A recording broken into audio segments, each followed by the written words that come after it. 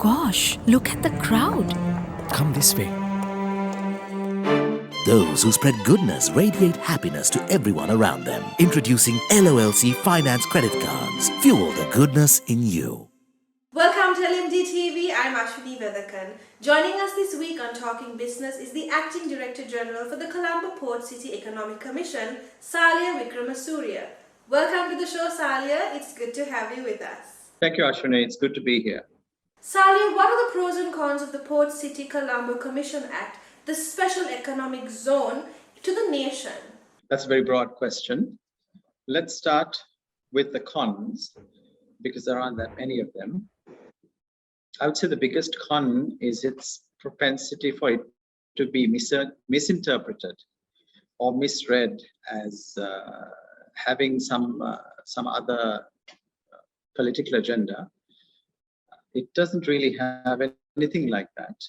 It's an act that defines an independent commission appointed by His Excellency the President to perform governance, administration, policy setting, rule setting for a piece of land that has been reclaimed out of the sea in front of the Central Business District. So the cons are that that whole project could be misinterpreted. The pros are that it gives us a new start on many different fronts, including all the various indices that we are facing some trouble with, ease of doing business being one of them, infrastructure, and also gives us the ability to craft new rules and regulations that increase the quality of life, speed up the ease of doing business, enhance the ease of doing business, and in other words, create an exportable administrative model that eventually one day we hope can be applied to the rest of Sri Lanka. How soon can we expect FDI inflow in the context of the forex crisis? Yeah, sooner than we think. There are two aspects to FDI that we're looking at right now. One from physical infrastructure related projects, and the other from projects that are not connected to physical infrastructure. So there are several plots, if you like, particularly around the Central Business District, the CIFC, that's the Colombo International Financial Center plots, the marina plots that have already been entered into sales purchase agreements with investors. And those will realize when the commission transfers the land to the project company to lease onwards.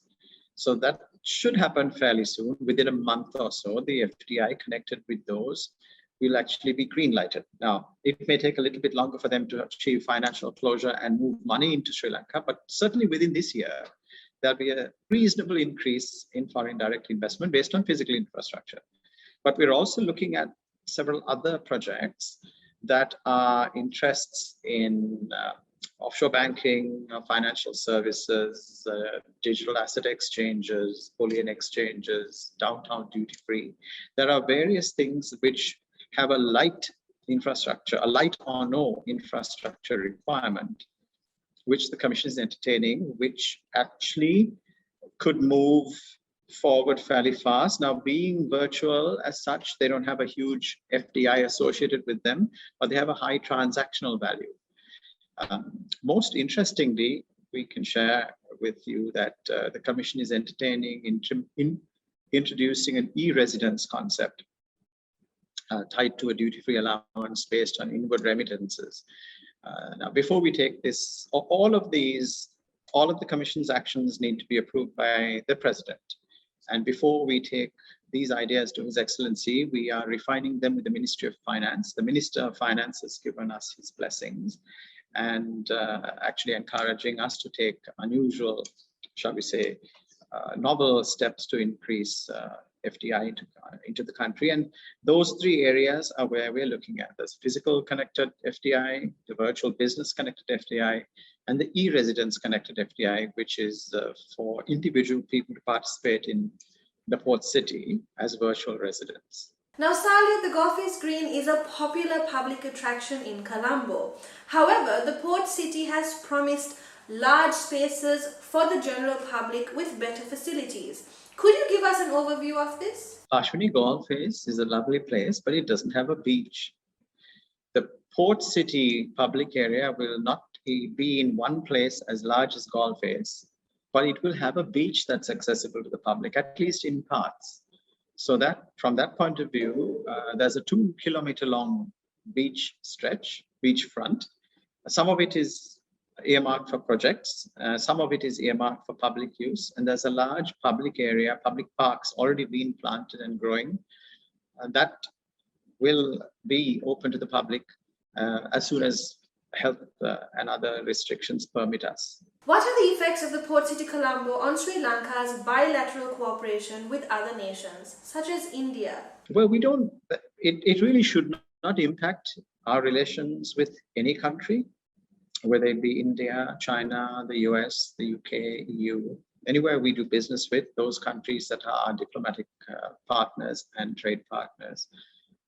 There isn't any bias or any slant towards or against any particular nationality or country, but we would like to remind you that India has a large population of our target investor audience, not just on the commercial side, but even on the e-residence side, because we do plan to make the port city a shopping destination, and the Indians are great shoppers, as are the Chinese, in fact.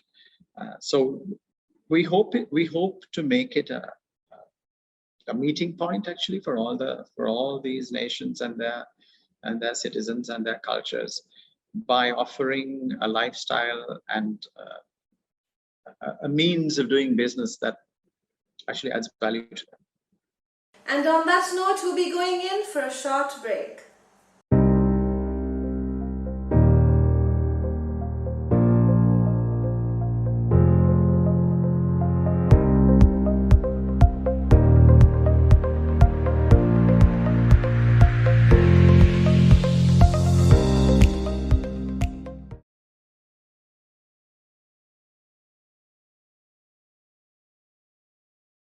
Welcome back as we continue our conversation with the Acting Director General for the Colombo Port City Economic Commission, Saliya Wickramasuriya. Saliya, could you outline the key elements of the regulatory framework that is fundamental to the success of this project? Okay, well, I can try, because there are many parts to that question. Fundamentally, though, the Commission wishes all customer experiences in the port city, whether it be setting up a business, doing business, winding up a business, hiring people, firing people, transacting with other partners, any kind of interactions with government represented through the Commission and other entities, other regulatory agencies. It intends that all of these experiences are much, much lighter, faster, better, and is designing its regulatory framework to support quick decisions, speed of action, transparency, and overall efficiency. So each sector, we would analyze the pain points and eliminate those pain points through process. And we would introduce new processes and new regulations and new laws where the existing laws of Sri Lanka might not fully lend themselves optimally to these plans. What are the environmental concerns that have been raised pertaining to Port City?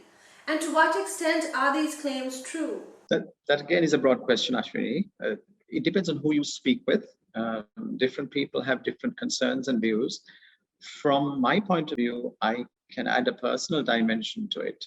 And that's through my experience in the Ports Authority initially, and during the time of the creation of the breakwater against which the port city sits. This was done in 2009-10 and completed, I think, in 2012. And it's been therefore around for a good 10 years. So from the standpoint of something that juts out into the sea opposite Colombo, I'm not sure the port city reclamation per se has a significant impact, because 10 years before that, the port of Colombo expansion, the southern breakwater, was already there. Having said that, there have been reports of sand excavation leading to beach erosion. We've heard lots of things. We've heard of beaches being eroded in some places, beaches being replenished in other places. It's not clear that we have been able to tie any single one of those conclusively to the port city activities.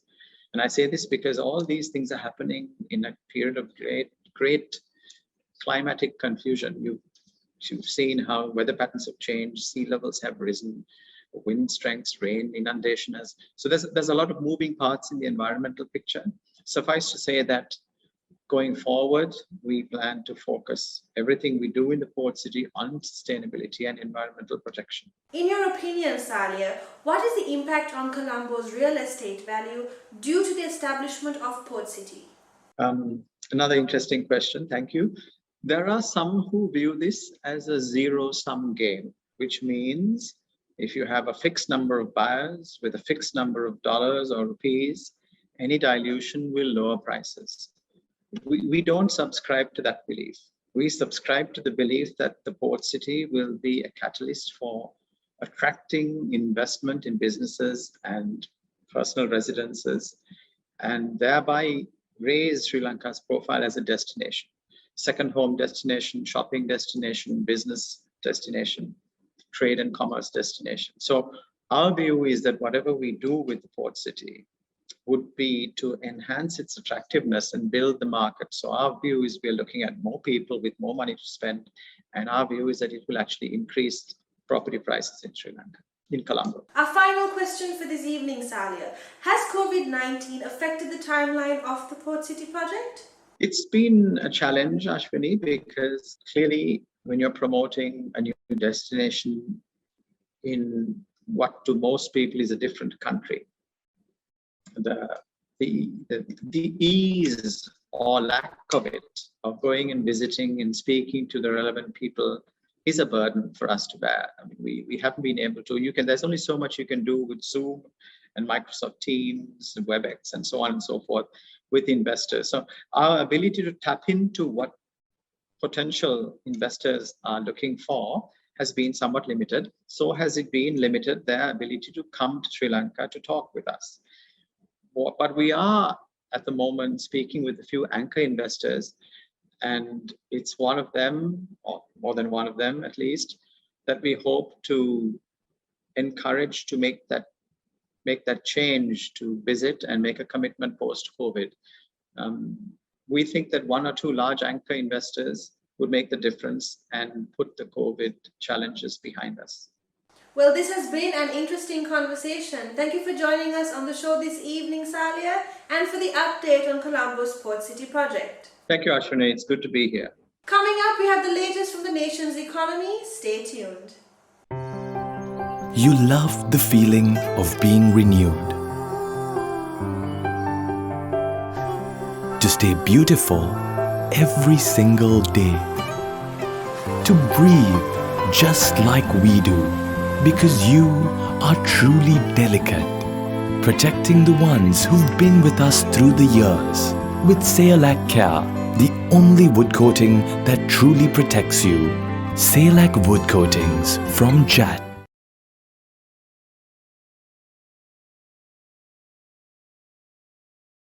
Welcome back to the show, and here's the latest from the island's economy.